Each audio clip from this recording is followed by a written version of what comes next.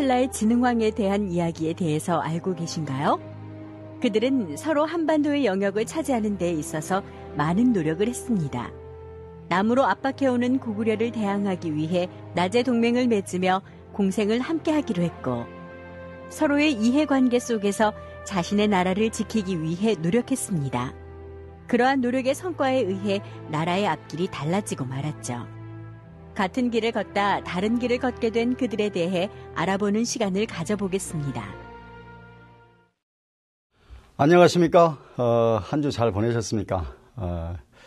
벌써 2주 차입니다. 2주 차고 오늘은 어쨌든 지난주에 이어서 우리 고구려 백제, 신라 이 쟁투 상황들 서로 아주 그냥 치열하게 싸움을 펼치는 이 과정들, 고구려와 백제의 쟁투 현황, 그 다음에 백제와 또 신라의 쟁투 현황, 이거를 보도록 하겠습니다. 그래서 첫 번째 1교시에는 고구려와 백제의 쟁패 상황, 양쪽이 아주 기라상같이 서로 싸우게 됩니다. 그래서 이 고구려와 백제가 정말 그 시대 상황과 맞서서 정말 복수전에 급급한 그런 쟁패를 펼쳐내는데요. 이 고구려 백제 신라가 사실 때로는 평온할 때도 있었지만 대부분은 끊임없는 상쟁의 과정들을 펼쳤습니다. 그때 그 과정들, 고구려 백제 신라, 그리고 그걸 둘러싸고 있는 당과 중국과 또 외, 여기까지 이 과정들을 우리는 과연 어떤 시각을 가지고 이 쟁패 과정들을 바라볼 수 있을지 검토해 보도록 하겠습니다.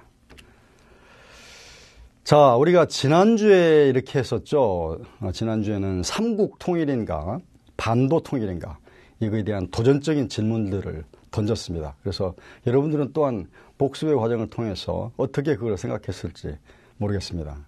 그래서 1교시, 2교시에서 첫 번째 교시 때는 어쨌든 이 역사란 게 과연 무엇이냐, 그리고 이 역사를 보면 미래가 보이고 이 역사에 있어서 또 인물을 알면 역사가 보인다 했습니다. 그랬을 때 이 역사의 관점들, 역사는 과연 역사가가 소수를 한 부분을 가지고 우리들은 그걸 가지고 공부를 하면서 역사적 사실들을 이해하고 그리고 앞으로 어떻게 갈 것인지에 대한 연구를 하게 되는데, 이런 인물사를 중심으로 한 탐구, 역사 탐구, 이것에 장점이 있고 단점이 있고 이 과정들을 쭉 살펴봤습니다. 그래서 우리가 역사를 보는 관점, 이 개념들을 정확히 잡자 이렇게 하고, 그러고 나서 이 남북국이 성립되는 고려 백제 신라가 쟁패를 하고 그 이후에 통일 신라와 그 다음에 발해가 이렇게 남북국으로서 대립하는 과정 속에서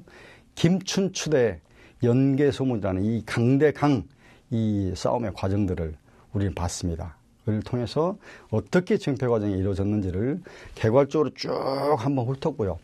그리고 이번 주에는 이제 드디어 고구려 백제 신라가 쟁패 과정들을 조금 더 심도 깊게 들어가는 시간으로 갖도록 하겠습니다. 자, 먼저 고구려하고 백제, 이 고구려와 백제는 사실 같은 뿌리에서 갈라져 나온 두 국가다 이렇게 볼 수 있습니다. 같은 뿌리에서 나왔던 거죠. 그래서 먼저 고구려를 본다면 고구려의 시조는 우리가 익히 알고 있듯이 고주몽입니다. 고주몽. 이 고주몽은 그 기원전 37년에 부여에서부터 남하해가지고 건국을 한 것으로 나와 있습니다. 그래서 고주몽은 유화 부인의 몸에서 태어났다 이렇게 기록이 있습니다. 그래서 삼국사기, 삼국유사 공통적으로 고주몽에 대한 설화들을 보면 일단 하백의 딸 유화 부인이 천재의 아들 해모수와 이 사통한 죄로 우발수라는 시냇가로 추방됐다고 하죠. 이게 추방돼서 이 유화 부인은 북부여 왕이던 금화에게 발견되어서 궁중으로 가게 되었고, 그곳에서 유화 부인은 햇빛을 몸에 받고 알을 낳았는데 거기서 고주몽이 태어났다. 알에서 태어났다는 거죠. 고주몽. 이렇게 삼국사기하고 삼국유사가 공통적으로 고구려 시조 고주몽에 대해서 밝히고 있습니다. 자, 어쨌든 고구려 시조 이 고주몽은 일단 활쏘기를 잘했다 그래요. 활쏘기도 아주 잘했고, 그 다음에 재능도 아주 뛰어났다고 합니다. 뛰어나서 그 부여의 왕자들이 아무래도 너무 활쏘기도 잘하고 재능도 뛰어나니까 매우 시기를 했다 그래요. 매우 시기를 하니까 어쨌든 어머니인 유화부인이 그냥 놔뒀다가는 안 되겠다, 시기 질투 때문에. 그래서 권고를 합니다. 남쪽으로 가라. 그 남쪽으로 거의 망명처럼 갑니다. 가서 그 압록강이죠. 압록강의 지류인 퉁자강, 그 퉁자강 유역에 홀본이라는 데에다 도읍을 하게 되는데요. 그러니까 현재로 본다면 중국 랴오닝성의 환린으로 이렇게 추측이 됩니다. 그 홀본에 도읍을 하게 되는 것이죠. 그래서 고구려를 졸본부여라고도 합니다. 졸본부여. 그래서 북부여의 한 일파인 것이죠. 자, 어쨌든 이렇게 해서 고구려는 건국을 합니다. 건국을 하는데 이 건국은 압록강 중류 요역에 있던 예맥족하고 이들과 타협과 협조 이렇게 통해서 고구려가 건국이 되죠. 그래서 이 하나로 된 게 아니고 5부족이 5부족 연합국가를 이룹니다. 그래서 이 계류부가 있는데 이 계류부가 고주몽이 그 중심이 된 모태, 여기에 계류부고, 그 다음에 연노부, 졸노부, 순노부, 관노부 이렇게 5개 부족들이 연합한 국가, 이게 고구려 건국이 되겠습니다. 자, 그렇게 봤을 때 고구려는 그렇게 됐는데 그 같은 뿔에서 나온 이 백제는 과연 어떻게 되느냐. 백제의 시조는 온조라고 봅니다. 온조는 그 부여족의 일파로 봐요. 여기도 마찬가지로 부여족의 일파고, 백제 건국자 온조는 고주몽의 서자이다. 이게 삼국사기에 나옵니다. 고주몽의 서자입니다. 그래서 보면은 이 주몽은 북부에서 졸본부로 도망왔잖아요. 왔고, 그리고 졸본부여의 왕은 둘째 딸을 아내로 맡게 합니다. 맡게 하고, 이 선왕의 사위 자격으로 왕이 죽이 후에 비류하고 온조가 탄생합니다. 그래서 이 부여에서 주몽의 전처의 아들, 유리란, 이게 전처의 아들이면 적자죠. 그러니까 이 찾아오게 돼요. 오게 돼서, 이 부에서 이 적자인 주몽의 전처의 아들이 온다.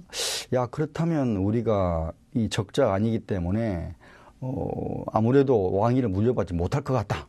이렇게 짐작하고, 이 온조는 어쨌든 백제의 시조죠. 온조는 형이 비류잖아요. 이 비류하고 함께 우리 내려갑시다. 그래서 더 남쪽으로 쭉 더 내려가게 됩니다. 자, 그래서 어쨌든 이제 그 백제가 건국이 되는데요. 백제는 그 쭉 밑으로 온조가 비류하고 같이 내려와서 이 한강 유역에다가 나라를 세워요. 그게 기원전 18년입니다. 이게 백제의 모태가 되는 거죠. 네, 이렇게 해서 백제가 건국이 되죠. 이 한강 유역에 나라를 세우게 되는데요. 그게 기원전 18년입니다. 이 백제의 모태가 되는 거죠. 그래서 온조하고 비류가 좀 달리해요. 비류는 미추홀이라는 데다 자리를 잡습니다. 그게 미추홀이 인천이죠. 지금도 인천이라고 있지 않습니까? 그 미추홀. 그리고 온조는 하남의 위례성에다 도읍을 합니다. 그래서 국호를 십제라 그래요. 이렇게 쌍으로 있다가 후일에 국가 경영의 형인 비류는 실패합니다. 국가 경영이 실패하고 결국 자기 동생인 온조한테 합세하게 돼요. 이 합세해서 생긴 게 결국 백제의 탄생인 것이죠. 그래서 백제 중심 세력들을 쭉 훑어보면 백제 중심 세력은 고구려와 밀접한 관계에 있던 한 족단이다. 이렇게 볼 수 있고요. 그리고 한강 유역에서 세력을 확장했고, 그리고 이웃의 소국을 정복해서 성립된 국가다. 이렇게 볼 수 있고요. 그래서 주체 세력은 부여족 계통의 고구려 유민이다. 그래서 실제 그 백제하고 이 고구려, 이거는 하나의 뿌리에서 나온 두 국가가 되겠다. 이렇게 보여집니다. 자, 근데 여기서 한번 생각해 보시자고요, 여러분. 이 국가 간의 경쟁에서 과연 동족이란 무엇이냐, 동족이란 게 어떠한 영향을 미치겠는가, 이 봤을 때 어쨌든 아까 쭉 설명을 드렸듯이 어쨌든 같은 부여족 뿌리에서 갈라져 나온 고구려와 백제, 여기가 끊임없는 쟁투 과정을 또 벌여요. 이랬을 때 과연 동족이라는 요인이 어떻게 작용할까? 이거 쭉 보면 사실은 크게 작용하지 않습니다. 이 고구려와 백제의 끊임없는 이 양 국가 간의 성장 과정에서 세력을 위한 다툼이 펼쳐지겠는데, 실질적으로 우리가 권력 투쟁의 과정들을 본다면 형제 간에 피비린내 나는 싸움을 하고 제거를 하고, 심지어는 부자지간에도 그렇게 됩니다. 그래서 이 권력으로 봤을 때, 그리고 이게 하나의 국가라는 과정으로 간다면 세력 대 세력의 싸움이 돼서 사실 동족이라는 의미 자체가 크게 가지 못하고 이렇게 큰 요인으로 작용하지 못하는, 그게 되게 됩니다. 자, 그래서 어쨌든 고구려가 그리고 백제가 이렇게 이제 딱 국가를 형성하고 하는데, 결국 국가를 형성하고 나면 결국 옆에 있는 땅들을 집어먹으려고 팽창 정책을 결국 펼치게 됩니다. 그래서 고구려의 팽창 정책, 이게 또한 백제도 가만히 있지 않죠. 그래서 백제의 발목이 잡히는 형국이 펼쳐지게 됩니다. 자, 먼저 고구려를 본다면, 고구려는 어쨌든 군사력을 바탕으로 해서 영토 개척을 해 나갑니다. 영토 개척을. 그게 1세기 초가 되죠. 그래서 고구려의 팽창 정책은 일단 첫 번째는 중국과 충돌이 되죠. 중국과 충돌이 되고, 그 다음에 또 백제하고도 충돌이 되는데, 예를 들어서 봤을 때 그 신나라의 왕망과 충돌을 합니다. 왕망과. 이 왕망은 신나라에다 반란을 일으킨 흉노, 이 흉노족을 토벌하기 위해서 고구려군을 동원해요. 그때 동원하는데, 고구려군은 거기서부터 다 도망가가지고 오히려 현도군의 변경을 공격하게 됩니다. 그로부터 이 왕망, 신나라의 왕망은 고구려를 아주 하구려다, 고구려는 무슨 고구려냐, 하구려지, 이렇게 멸시하면서 이 적대적 과정들이 나타나게 됩니다.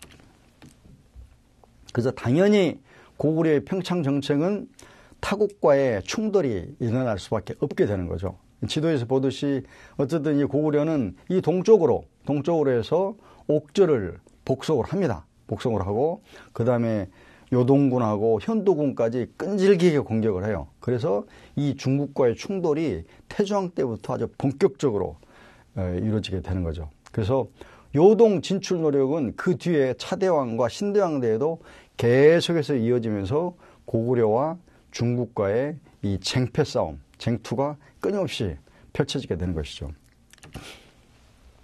자, 그렇게 하면서 어쨌든 팽창도 하고 이렇게 할 때 항상 모든 것은 제도 정비를 해야 됩니다. 국가가 만들어지기 위해서는, 그 사회가 정비되기 위해서는 항상 제도 정비를 합니다. 그래서 이 고국천왕은 왕권 강화 중심 집권 체제를 정비합니다. 그래서 이 부족적인 오부족 연합이라고 했지 않습니까? 이 부족적인 전통을 유지하던 오부를 단순한 방향 표시로 개편해버립니다. 그래서 왕실 중심으로 한 이 계류부고, 전로부는 너네 북부로, 그 다음에 순노부 너네는 동부로, 관노부 너네는 남부로, 소노부 너네는 서부로, 이렇게 아예 방향만 하는 걸로.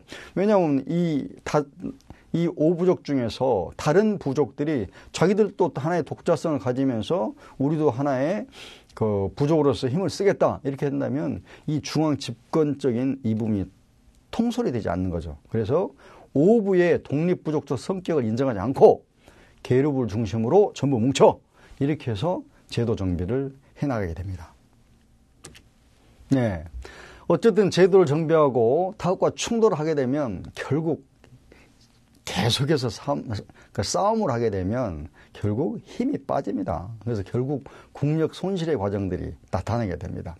일단 동천왕 시기에 위에 관구검에게 수도가 함락되는 일까지 벌어집니다.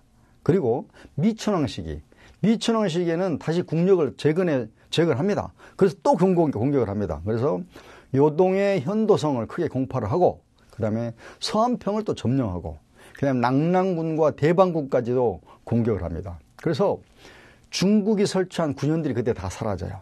사라지고. 그런데 어쨌든 이렇게 계속 지속된 싸움을 하게 되면 이 중국과의 지속적인 대립, 이게 되면 국력은 소진해요. 그 물자가 손실이 되고 재정이 적자되고 그리고 결국 백성들도 지치게 됩니다. 그래서 한 국가가 가려면 전쟁의 시기는 짧아야 됩니다. 속전속결로 끝내고 나머지 평화의 시기로 가야 돼요. 그래야만이 이 국방도 튼튼해지고 사회 경제도 튼튼해지고 안정을 찾으면서 이 살이 찌워지는데 끊임없는 이 국력 소진이 되면서 팽창정책으로 하다 보니까 싸우다 보니까 많이 지치게 되죠. 그래서 고국 원왕 시기까지 도래합니다. 결국 고국 원왕이 전사를 하잖아요. 그래서 결국 멸망의 길까지 막 치닫는 거기까지 가게 됩니다. 자, 한편 고구려는 또 부자상속으로 가게 됩니다. 부자상속. 그 왕위 계승이 원래는 형제상속이었어요.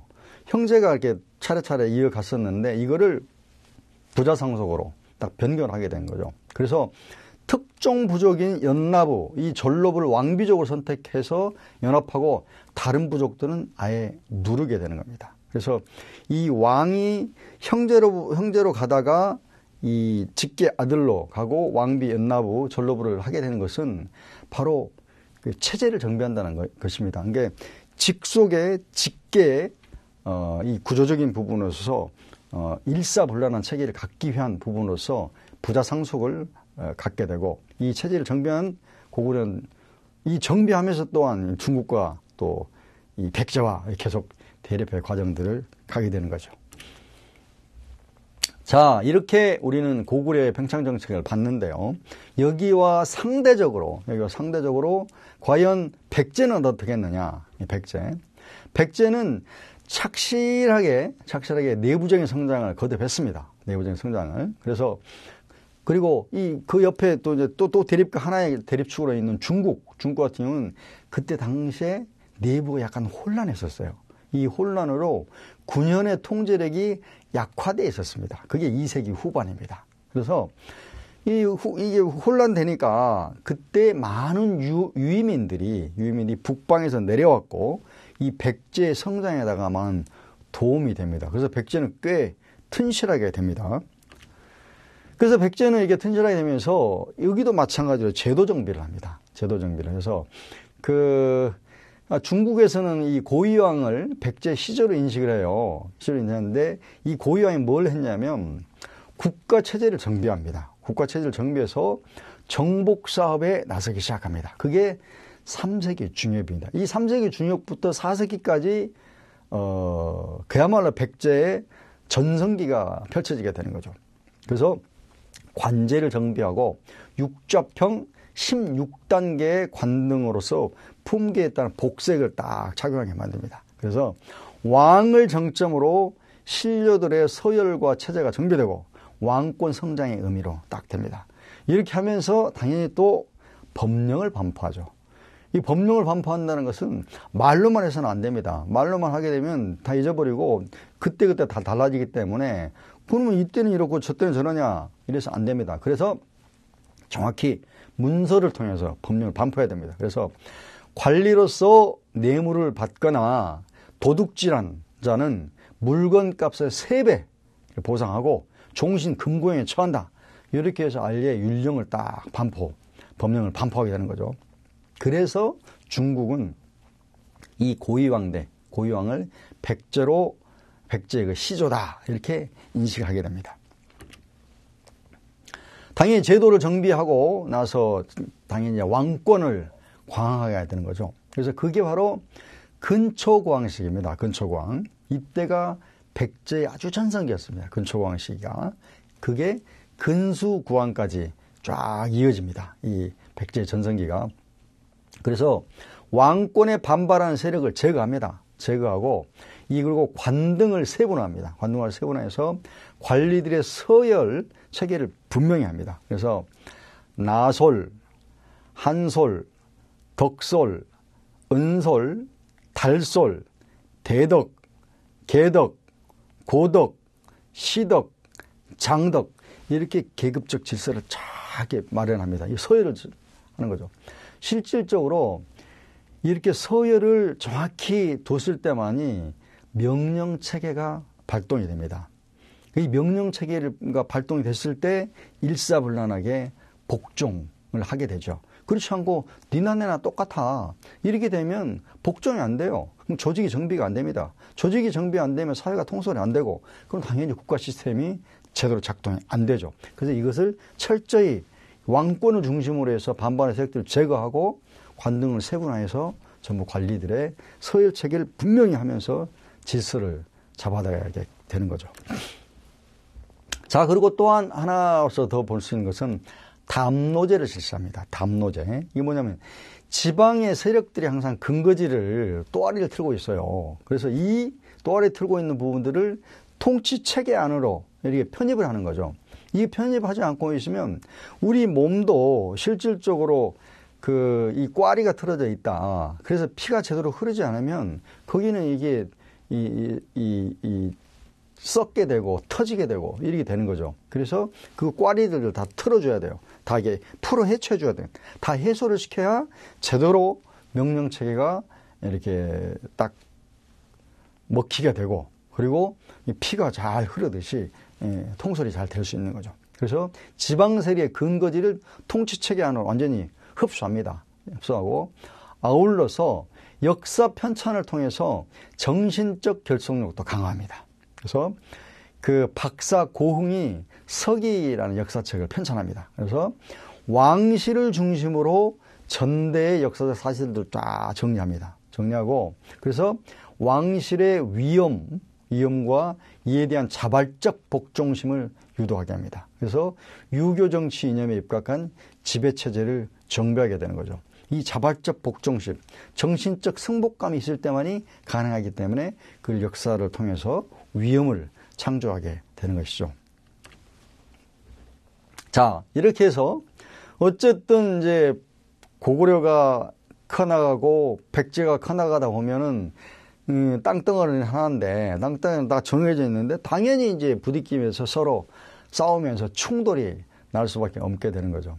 그래서 어쨌든 모든 체계를 정비한 근초공왕은 대외적인 팽창 정책을 실시합니다. 그래서 우리가 저 지도에서 딱 보듯이 어쨌든 저 신라 쪽 옆에 있는 가야를 치고 들어가서 복속합니다. 복속시키고 그다음 전라도 지역으로 진출해서 마한을 통합하고 병합해서 그걸 정복합니다. 그리고 고구려까지 진출해가지고 옛 대방문 지역까지 공격합니다.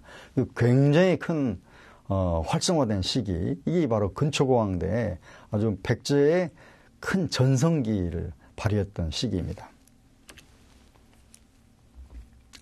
어쨌든 이렇게 되다 보니까 고구려와 중국 여기와 계속 쟁투를 벌일 수밖에 없고 갈등이 일어날 수밖에 없게 되는 거죠. 그래서 이 고국 원왕과 중국과 갈등이 이제 계속 지속되게 되는 거죠.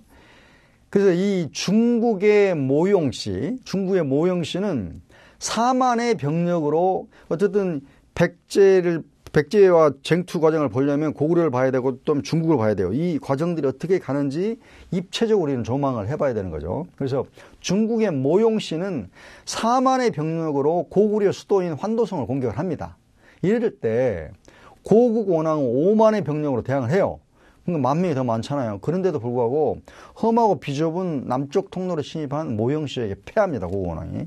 패하고 수도가 결국 함락돼 버려요. 함락되고 고국 원왕은 수도를 버리고 피신합니다. 피신해서 환도성을 결국 저기에 약탈당한 거죠. 그래서 이 약탈물에는 선왕인 미천왕의 시신이 있었고 왕비하고 5만여 명의 포로가 끌려갑니다. 고구려로서는 정말 치명적인 타격을 받게 되는 것이죠. 이 고구려와 중국과의 쟁투 과정들이 있었습니다. 그리고 이때 참 어찌 보면 이 고국 원왕이 이 선빵 날리는데 뭐가 좀 일가견이 있는데 근데 꼭 패해요. 이 고구려가 또 백제를 또 선제 공격을 또 해요. 고구려가 백제 북방 진출 정체가 부딪히면서 고국 원왕은 선제 공격 감행합니다. 369년에. 그래서 고구려가 군사 2만을 거느리고 백제 북쪽 변경을 칩니다. 칠 때 백제의 태자 근구수의 군대에 의해서 치양, 황해도 백천이죠. 백천 전투에서 패배합니다. 고구려가 패배하고 고국 원왕은 또 재공격을 해요. 재공격해서 백제군을 또 치러 가는데 이때도 또 그 패강 예산강에서 또 패배를 합니다. 그래서 이 근초고왕 부자는 계속된 이 선제공 오는 부분들을 3만여 군대로 아예 이제 평양성을 아예 공격에 들어갑니다. 공격에 들어가서 고국 원왕이 전사를 당합니다. 당하고 고구려는 수도 함락과 동시에 국왕의 전사라는 절대절명의 위기까지 빠지는 그런 상황이 도래하게 됩니다. 자, 어쨌든 백제 전성기가 도래했죠. 전성기가 도래해서 이 근초고왕을 넘어서 그 근구수왕까지 갑니다. 그러니까 당연히 상대인 고구려는 치욕의 시기인 거죠. 그래서 근구수왕은 태자 시절부터 아버지의 정복 사업을 크게 도와서 고구려의 공격을 막아내죠. 그래서 왕 재위 시기 중 3년 동안 자신이 직접 군사를 거느리고 평양성을 공격하고 그래서 중국의 역사서인 송서, 양서에 보면은 백제가 요소지방을 경략한, 요소지방까지 경략했다는 기록도 나와요. 이것을 어쨌든 근수왕 때냐 근초왕 때냐 이렇게 보면은 학자들은 이거를 근초왕 때의 사실일 거다 이렇게 이제 보고 있습니다. 자, 어쨌든 그 대내외적인 상황을 좀 보자고요. 일단 상황이 이게 항상 그대로 있지 않습니다. 그러니까 정말 고국 원왕이 전사를 하고 정말 수도가 함락되고 이렇게 되지만 그래서 정말 고구려가 멸망 위기까지 가지만 또한 상황은 항상 변합니다. 그래서 모든 사물은 변하게 되는 거죠. 그래서 이 상황의 역전으로 광개토 대왕 이 제국의 꿈을 품고 광개토대왕에 나오면서 또 상황은 또 역전이 돼갑니다. 그래서 이 소수림왕 고구려 소수림왕은 이 부왕의 원수를 갚기 위해서 작업에 착수합니다. 착수해서 정말 아생연후 살타로 내부를 철저히 이 내부 통솔하고 이 정비를 해들어가게 되는 거죠. 내부적인 단결과 일사불란한 국가체제를 실현해들어갑니다. 그랬을 때 그 국제적으로 과연 어떤 상황이었는가를 조금 더 살펴봅시다. 이 국제정세도 외부 도전에서 어느 정도 벗어날 수 있는 상황이 됐어요. 이 고구려가. 이 괴롭히던 모용씨의 전연이 전진왕 부견에 의해서 멸망됩니다. 멸망되고 백제도 근초고왕 이후에 국력들이 상대적으로 좀 약화돼요. 그래서 중국 쪽에서 또 망명해온 한인 관료들을 개혁에 도울 수 있는 인적 자원이 좀 생겼습니다. 그러니까 어쨌든 이게 아무리 잘나고 똑똑해도 주변 여건들이 받쳐주지 않으면 그게 안 됩니다. 근데 그런 여건들이 좀 서서히 또 받쳐주기 시작합니다. 그래서 이 소수림왕이 체제를 정비하는데 불교를 수용하고 태학을 설립하고 또 율령을 반포하고 이렇게 해서 체제 정비를 정확히 해냅니다. 자, 불교 수용은 전진에서 불교를 수용합니다. 그게 372년 소수림왕 2년에 전진에서 불교를 수용합니다. 그래서 국민의 정신을 일신하기 위해서 새로운 사상이 필요했던 거죠. 그래서 종교와 정치가 딱 결합을 합니다. 세술은 세수대에 붙자 이렇게 해서 불교를 중심으로 국민의 정신적 통일을 꾀하합니다. 이 정신적 승복감 이게 있을 때만이 복종을 하게 되고 순종을 하게 됩니다. 그래서 이걸로서 불교 수용을 해서 국민의 정신적 통일을 꾀하고 그 다음에 태학을 설립합니다. 태학을 설립해서 충성할 수 있는 유교적 관료의 양성 목적으로 관료, 지금으로 얘기하면 공무원들을 양성하게 되는 거죠. 그래서 유교에서 강조하는 충효의 논리를 강화합니다. 그래서 충이 더 먼저다 이거죠. 효보다. 그래서 국가와 왕에게 충성할 수 있게 이렇게 하는 것이죠. 이렇게 해서 어떤 정신적인 통일과 관료들을 양성해서 나라에 충성할 수 있도록 하고 그 다음에 마찬가지로 여기도 율령을 반포합니다. 그래서 소수림왕 3년에 율령을 반포하는데 왕권의 합법화와 정점화를 유도하게 되는 거죠. 그래서 범죄나 형벌 관련 규정 등 일종의 금지법을 율로 탁 하고 그 다음에 영으로 국가제도 전반에 관련해서 일종의 명령법, 이것을 하면 처단한다, 이렇게 벌을 준다, 이렇게 해서 딱 율령을 반포합니다. 그래서 그야말로 꼼짝 못하게, 그래서 국가가, 이 사회가 일사불란 체계로 갈 수 있도록 하기 위한 체제를 다 정비하게 되는 것이죠. 자, 그렇게 해서 이제 광개토 대왕이 등장합니다. 당연히 광개토 대왕이 등장을 하니까 그 상대인 백제는 쇠락의 길로 갈 수밖에 없는 거죠. 지도에 보듯이 정말 고구려가 광대하게 세력을 뻗쳐갑니다. 고국 양왕이 요동지역을 이룬 것에 분개해서 요동지역을 포함한 대제국을 이루리라는 큰 다짐을 하죠. 광개토 대왕이. 그래서 거란으로 추정되는 비례를 공격해서 점령을 하고, 그다음 백제의 58개 성과 700여 개의 촌을 점령해서 아신왕의 동생을 비롯한 포로들을 데리고 개선합니다. 그게 영락 6년, 396년이죠. 그리고 연해주 방면의 숙신을 또 정벌 합니다. 그리고 더 나아가서는 또 신라의 요청으로 보병, 기병 5만을 보내서 외를 또 물려치져 주기도 합니다.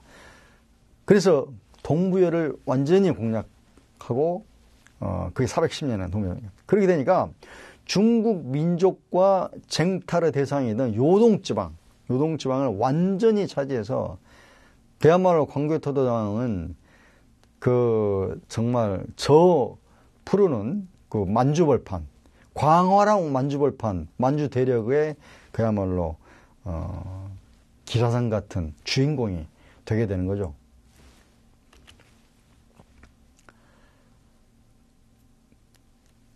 그러니까 이걸 봤을 때 여기에 상대인 백제는 어떻게 되겠어요? 완전히 찌그러들 수밖에 없잖아요. 백제가 쇠락이 눈에 보이듯이 정말 한 줄 확 쭈그러듭니다. 백제는 점차 기울어서 쇠락해 갑니다. 고구려의 남침을 근수구왕이나 진사왕은 좀 그래도 잘 막아냈어요. 그런데 아신왕 때는 광개토 대왕의 침략을 맞아서 무릎을 꿇고 항복하고. 그래요. 왕의 동생을 비롯한 대신 10여 명의 인지를 잡고 고구려의 복속국이 됩니다. 그래서 아신왕이 제위 14년 만에 죽자 후계를 둘러싸고 결국 또 분쟁까지 일어나게 됩니다. 이게 안 되면 계속 이 분쟁이 일어나고 그래 됩니다. 그리고 한편으로는 어쨌든 이렇게 가면서도 어쨌든 이 계로왕 때, 계로왕 체계를 구축을 하는데, 이 전지왕인 진지왕은 해씨를 맞음으로써 왕비족의 교체를 시도를 합니다. 시도를 하고. 그래서 계로왕의 체제 정비를 좀 하죠. 그래서 왕족 중심의 정치 체제를 구축합니다. 그래서 그때 이제 자기들 또 대왕이라 칭하고 왕족들에게 왕의 칭호를 줍니다. 그러니까 귀족 위에 군림하는 체제로 딱 전환을 시키는 거죠. 당연히 또 귀족들은 불만이 쌓이죠. 그래서 귀족에 대한 통제 의미를 갖고 강화를 하게 되는 거죠. 그래서 어쨌든 고구려의 남침에 대한 방비와 선제공격도 하고, 쌍현성을 수리하고, 청명령의 목책도 설피하고, 그리고 북한 산성에도 군사를 주둔시켜서 수비하고, 그리고 중국의 북위에다 사신을 파견해서 군사적인 원조 요청을 하면서 나름대로 조금씩 멸문하지 않고 좀 세력을 좀 키우게 되는 과정을 겪게 되는 거죠. 자, 이 대목에서 장수왕과 광개토 대왕 능비를 좀 살펴봅시다. 광개토 대왕 능비는 장수왕이 결국 자기 아버지 치적을 기리기 위해서 만든 건데요. 중국 지린성에 있어요. 지린성인데 이 장수왕이 부왕인 광개토 대왕의 업적을 높이 기리기 위해서 이거를 만들었는데요. 높이가 무려 6.39m입니다. 어마어마한 높이죠. 이게 자연석이에요, 자연석. 인공석이 아니라 자연석의 그 한쪽의 면들을 이렇게 쭉 다듬어가지고 1775자, 그 면들을 다듬어 보면 1775자의 글자를 다 새겨 넣은 거죠. 근데 어쨌든 세월이 이게 오래됐다가 발견됐어요. 발견 당시에 덮여있던 이끼를 태우는 과정에서 상당히 좀 많은 부분이 좀 파손이 됐어요. 파손이 돼갖고 1775자 중에서 141자 정도는 형체를 알 수 없을 정도로 좀 뭉그러졌습니다. 뭐 그건 잘 알지를 못하고 우리가 그거를 좀 유추 해석하는 이렇게 되죠. 그래서 비문의 내용을 보면 서론에는 고구려의 건국신화와 시조인 추모왕과 유리왕, 대주리왕 등의 왕위 계승과 황개토대왕의 정복 활동들을 상세하게 기록해 놨습니다. 그리고 결론으로는 광개토대왕의 수묘연호에 대해서 쭉 기록을 하게 된 거죠. 결국 이 광개토대왕비는 광개토대왕의 정복 활동을 강조하기 위해서 이렇게 우리가 위상을 떨쳐놓으라 이렇게 보여지고 있습니다. 자, 그래서 어쨌든 고구려는 평양으로 천도를 합니다. 천도를 하게 되고 여기에 맞서서 당연히 백제와 신라는 동맹을 맺게 되죠. 작은 데는 뭉쳐야 되니까 뭉쳐야 이 고구려는 어쨌든 이 평양으로 천도를 하게 되는데요. 이 장수왕은 중국의 남조와 북조의 사신을 파견해서 등거리 외교를 하고 한편으로 수도를 평양으로 선도합니다. 이게 장수왕 15년입니다. 427년이죠. 그리고 중국 북방에는 북이가 있어서 진출 불가능하니까 남쪽으로 가자. 남진 정책을 표방했던 거죠. 그래서 그것 또한 승려 도림을 파견해서 국제 국력을 좀 약화시키는 그런 역할도 하고 이렇게 해서 전방위적으로 이렇게 오게 되는 거죠. 그래서 백제 수도 한성을 함락하고 계로왕을 살해하기까지 합니다. 그래서 계로왕의 아들 문주왕은 몇 명의 신하와 웅진으로 남하에서 나라를 유지했지만 국력은 많이 크게 쇠약되어 있었던 거죠. 그래서 고구려는 만주 일대와 이북 땅을 차지하는 대제국으로 발전하죠. 이에 따라서 그것에 위협을 느낀 위협을 느낀 백제와 신라, 이건 당연히 동맹을 맺을 수밖에 없는 처지가 된 거죠. 왜냐하면 워낙 지금 고구려가 막 치고 내려오잖아요. 치고 내려오고 남진 정책을 펼치게 되기 때문에 어떻게 해요? 신라로서는, 그리고 백제로서는 완전히 완져서 죽을 수는 없다 해서 나제 동맹, 백제와 신라의 동맹을 맺어서 이들을 어쨌든 상황을 극복해내려고 하게 되는 것이죠. 자, 그렇다면 우리가 좀 민족적 관점에서 보자고요. 민족적 관점에서 삼국의 지도자들이 취한 행동, 당시 이 삼국은 중국의 위협에 노출되어 있었습니다. 중국의 강한 그 위협들이 있었는데 이거에 노출되어 있었어요. 그랬을 때 이거를 사실 어떻게 극복할 것인가, 이 삼국이. 물론 이도목에서 그럴 수 있습니다. 어쨌든 고구려 백제 신라가 이 쟁패를 하고 싸우는 과정인데, 뭐 중국하고도 싸우고, 왜 일본하고도 싸우고 하는데 똑같은 거 아니냐. 그게 다를 거 있느냐. 이럴 수 있어요. 그런데 우리가 하나 생각해 볼 부분들은 역관제도라는 게 있습니다. 역관제도. 통역하는 부분이죠. 이 고구려 백제 신라에서는 역관이 배석을 하지 않습니다. 그건 무슨 얘기냐? 이거는 결국 고구려 백제 신라가 하나의 언어를 썼다는 거예요. 그런데 중국하고 할 때는 역관이 항상 배석을 합니다. 역관이 배석을 하고, 왜 일본하고도 할 때도 항상 역관이 배석을 합니다. 근데 고구려 백제 신라는 그렇지 않았다는 거죠. 그렇기 때문에 하나의 민족으로서 하나의 언어를 사용하면서 하나의 국가 체제를 형성할 수 있었던 것이죠. 그렇다면 이상적으로 본다면 각국의 성장과 발전 이상으로 동아시아의 국제 상황을 잘 판단해야 될 시점이었습니다. 동아시아 국제 정세에 어떻게 가면서 우리 실질적으로, 그리고 어쨌든 고구려와 백제는 하나의 뿌리였지 않습니까? 하나의 뿌리고, 그리고 신라도 하나의 언어를 같이 쓰고 있는, 역관이 배석되지 않은, 이랬다면 하나의 큰 국가를 형성해서 외화 대결을 하고 그냥 중국과 대결을 하고 이렇게 됐어야 되는데 우리는 현실은 어떻게 되느냐. 실제 국제 정세와 미래를 멀리 보지 못했습니다. 그래서 한국의 지도자들은 불필요한 경쟁과 대립에 몰두했던 거죠.